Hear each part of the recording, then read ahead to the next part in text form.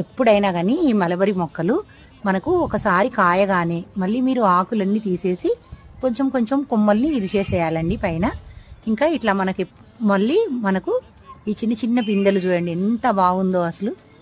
అసలు ఏదో ఇట్లా బొంతులాగా ఇట్లా ఒక చిన్న అసలు మొగ్గ కంప్లీట్గా మొగ్గ వచ్చేసిందండి చెట్టుకి.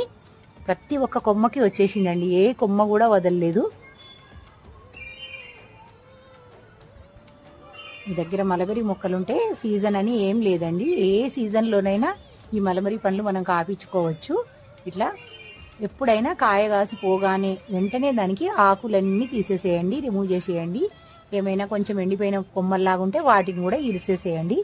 ఇదిగో ఇట్లా వచ్చేస్తాయండి మలబరీకి.